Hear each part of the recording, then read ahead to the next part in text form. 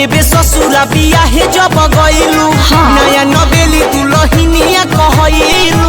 अरे वो तो सब लोग बोला ना।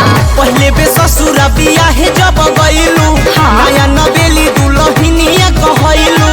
तोहर पहले से लाइफ गोरी चेंज बा।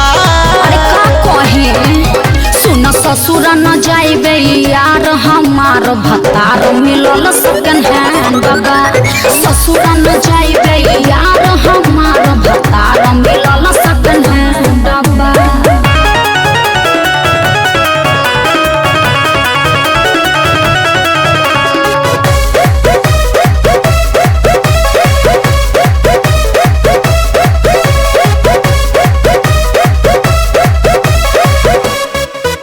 सुहागो के रतिया नदिया बतिया रात बितल हो अंधरिया में। जनतनी काहे लागे न मनवा ए जानू तोहर ससुररिया में। अरे का कहे अभी हे बा सुहागो के रतिया नदिया बतिया रात बितल हो अंधरिया में। जनतनी काहे लागे न मनवा ए जाने तोहर ससुररिया में। जाने कैसन मिलल हसबैंड बा।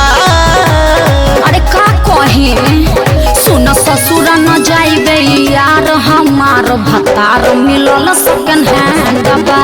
ससुर न जाइबे यार हमार भतार मिलल सेकंड हैंड बा।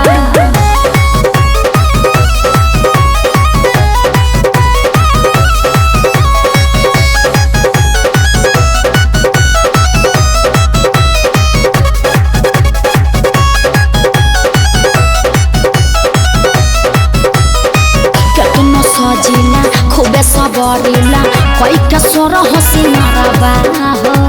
आई जा छोड़ के ससुरा ये डरली जिंदाबाद बाई यारबा हो। अच्छा तो आ जाइए देर काहे कोई बताओ ना।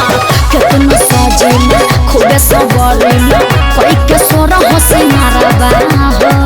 आई जा छोड़ के ससुरा ये डरली जिंदाबाद बाई यारबा हो। मोनू हरे से ट्रेंड बा।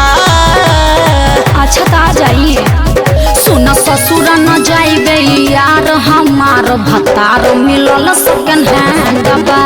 ससुर न जाइबे यार हमार भतार मिलल सेकंड हैंड बा। अरे का कहे इहे लिखल रहे भाग में।